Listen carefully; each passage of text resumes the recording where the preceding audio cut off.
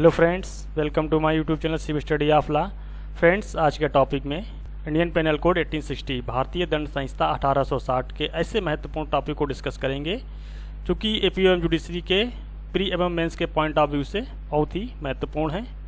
तो आज के टॉपिक में हम लोग भारतीय दंड संहिता 1860 के दो बहुत ही महत्वपूर्ण टॉपिक बलवा और दंगा को डिस्कस करेंगे। तो बलवा और दंगा की परिभाषा किस धारा में दी गई है, इसके इम्पोर्टेंट्स एलिमेंट्स क्या हैं, कितना पनिशमेंट दिया जा सकता है एवं दोनों के बीच में क्या क्या डिफरेंसेस हैं।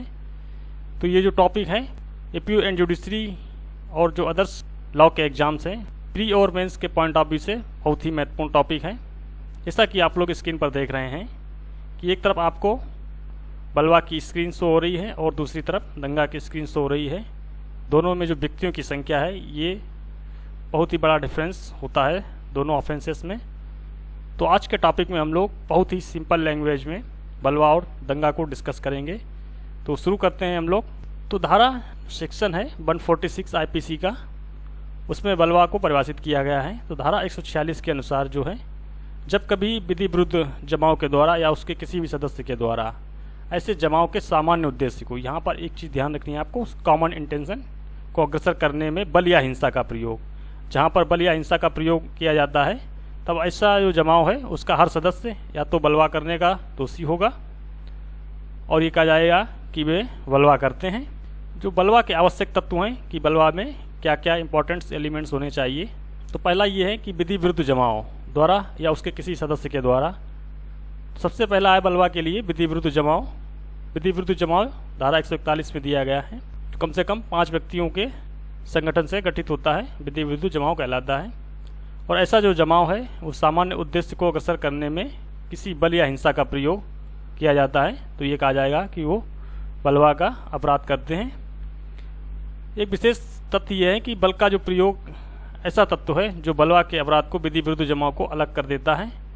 धारा 147 ये कहती है कि बलवा करने के लिए दंड, तो 146 में बलवा को परिभाषित किया गया है और 147 में बलवा के लिए दंड को बताया गया है कि कितना दंड होगा। तो जो कोई बलवा करेगा या करने का दोषी होगा, ये दोनों में से किसी भी भांति के कारावास से जिसकी जो अवधि है या तो 2 वर्ष तक हो सकेगी या फिर जुर्माने से या फिर दोनों से दंडित किया जाएगा। तो 2 वर्ष का कारावास या फिर जुर्माना या फिर दोनों से दंडित किया जाएगा। और 148 जो सेक्शन है आईपीसी का, वो ये कहता है कि घातक आयुधों से सज्जित होकर बलवा करना। घातक आयुध जो हथियार हैं उनसे लेस होकर के बलवा करना धारा 148 में बताया गया है कि जो कोई घातक आयुधों से या ऐसी किसी भी चीज़ से जिसके उपयोग किए जाने से मृत्यु कारित होनी संभाव्य है या सृजित होते हुए बलवा करने का दोषी होगा, तो ये दोनों में से किसी भी बात की कारावास है जिसकी अवधि जो है 3 वर्ष तक हो सकेगी। यदि वो घातक आयुधों से लेस होकर के जिसमें मृत्यु होना संभाव्य हो, तो ऐसी स्थितियों में यदि बलवा करेगा तो धारा 148 कहती है कि जिसकी जो अवधि है वो 3 वर्ष तक की हो सकेगी या फिर जुर्माने से या फिर दोनों से पनिश किया जाएगा। धारा 159 जो है 159 दंगा को परिभाषित करती है। दंगा को इंग्लिश में एफ्रे कहते हैं। तो सेक्शन 159 में दंगा को परिभाषित किया गया है। तो धारा 159 के अनुसार जबकि 2 या 2 से, यहाँ पर आपको एक चीज़ याद रखनी है कि 2 या 2 से अधिक व्यक्ति जो हैं लोक स्थान पर यानी कि पब्लिक प्लेस होना चाहिए, वहाँ पर लड़कर के लोक शांति में यानी पब्लिक पीस में विघ्न डालते हैं, तब ये कहा जाता है कि वे दंगा करते हैं। बहुत ही सिंपल परिभाषा है कि 2 या 2 से अधिक व्यक्ति पब्लिक प्लेस पर लड़ करके और पब्लिक शांति में विघ्न डालते हैं, जिससे कि कहीं अगर बीच रास्ते में 2 व्यक्ति आपस में लड़ गए और जमाव इकट्ठा हो गया और जो रास्ता बाधित हो गई, पब्लिक शांति में विघ्न पैदा हो गया, तो ये कहा जाएगा कि वे दंगा करते हैं। तो दंगा के जो इंपॉर्टेंट एलिमेंट्स हैं इसमें क्या क्या होना चाहिए। तो सबसे पहला ये है कि 2 या 2 से अधिक व्यक्तियों के बीच लड़ाई हुई हो और जो लड़ाई हुई हो वो किसी सार्वजनिक पब्लिक प्लेस पर हुई हो और उस लड़ाई से लोक शांति में यानी कि पब्लिक पीस में विघ्न बाधा उत्पन्न हुई हो, तो ये कहा जाएगा कि वे दंगा करते हैं। दंगा के लिए जो दंड है वो धारा 160 में बताया गया है कि दंगा करने के लिए दंड 160 के अनुसार जो है कि जो कोई दंगा करेगा ये दोनों में से किसी भी भांति के कारावास से यानी जिसकी जो अवधि है 1 महीने तक हो सकेगी, 1 माह तक की दंगा के लिए अवधि है, और जुर्माने से जो कि 100 रुपये तक हो सकेगा या फिर दोनों से दंडित किया जाएगा।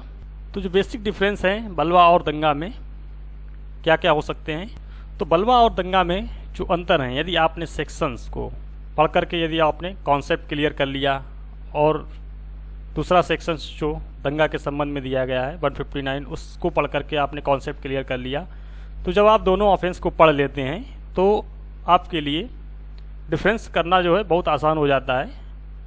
आप आसानी से अंतस को कर सकते हैं बिना देखे हुए। तो सबसे पहले बात जो आपने बलवा में पढ़ी कि बलवा जो है विधि विरुद्ध जमाओ या उसके किसी सदस्य के द्वारा या जमाओ के सामान्य उद्देश्य को अग्रसर करने में बल या हिंसा का प्रयोग किया जाता है, तो ये बलवा कहलाता है।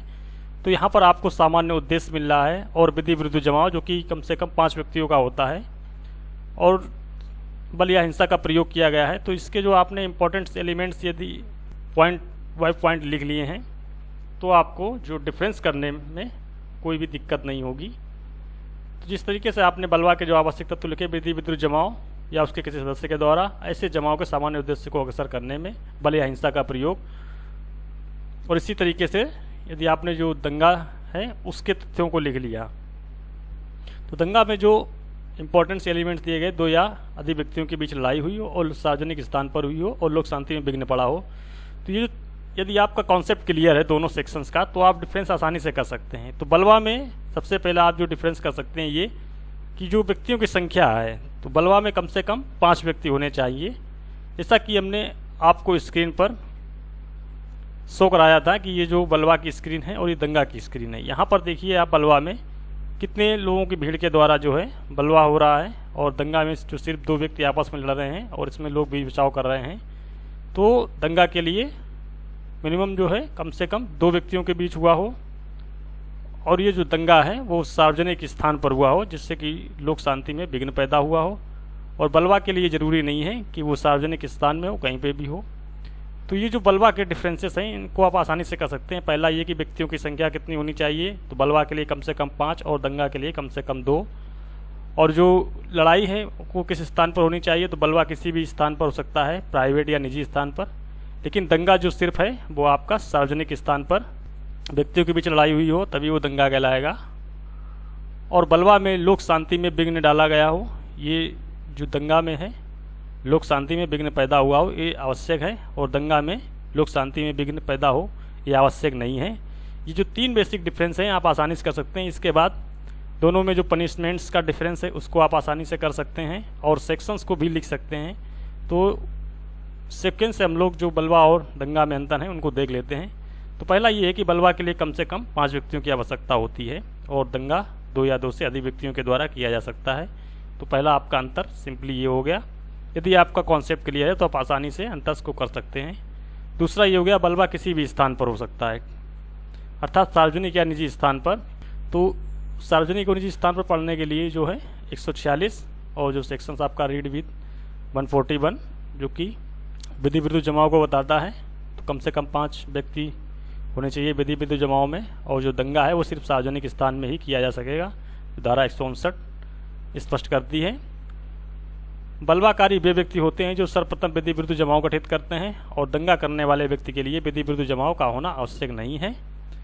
बलवा में 2 वर्ष से 3 वर्ष तक का कारावास एवं जुर्माने से दंडित किया जा सकता है, जैसा कि धारा 147 आपने पढ़ा। और 148 में घातक आयुधों से सज्जित होकर बलवा करना, तो उसके लिए जो है 3 वर्ष तक का कारावास हो सकता है। दंगा में जो सिर्फ 1 महीने का कारावास या फिर 100 रुपये का जुर्माना या फिर दोनों से दंडित किया जा सकता है।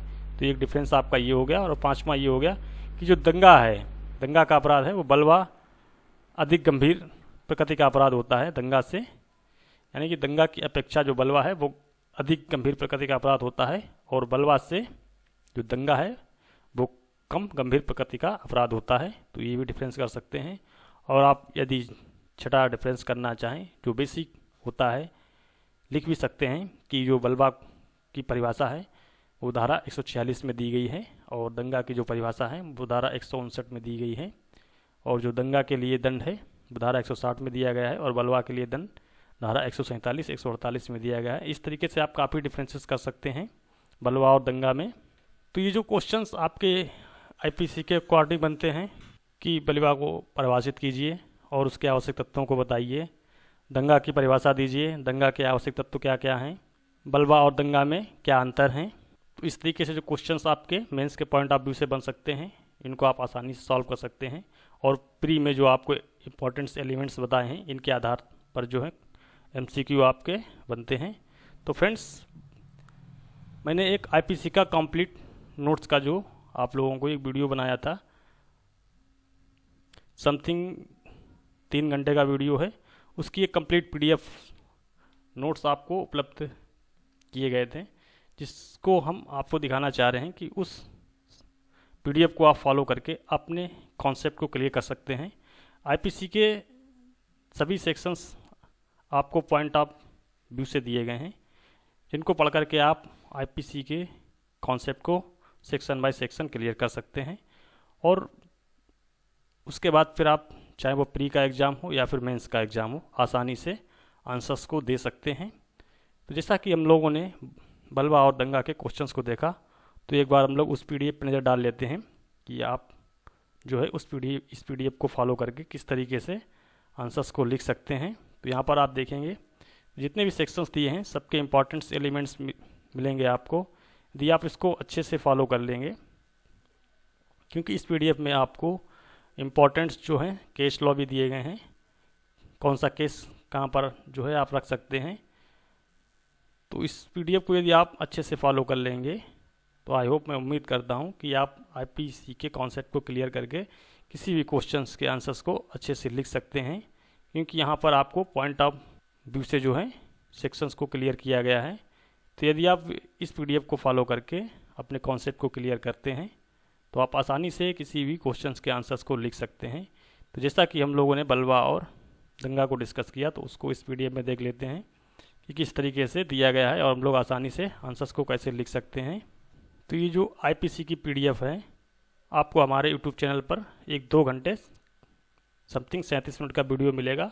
उसमें कंप्लीट नोट्स को आपको बताया गया है कि किस तरीके से तैयार करना है।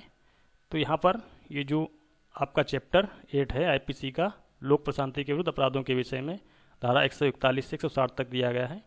तो 141 में विधि विरुद्ध जमाव बताया गया है कि 5 या 5 से अधिक व्यक्तियों का उद्देश्य 141 में, और 141 जो है वो 146 में लागू होता है कि बलवा करने में व्यक्तियों की संख्या है 5 या अधिक हो, उनका सामान्य उद्देश्य हो और उद्देश्य के अनुसार में बल या हिंसा का प्रयोग किया गया हो, तो ये कहा जाएगा कि बलवा करते हैं। और बलवा के लिए जो दंड है 147 में बताया गया है कि 2 वर्ष का कारावास या जुर्माना, और धारा 144, 45, 47 में जो दंड है वो एक समान दिया गया है।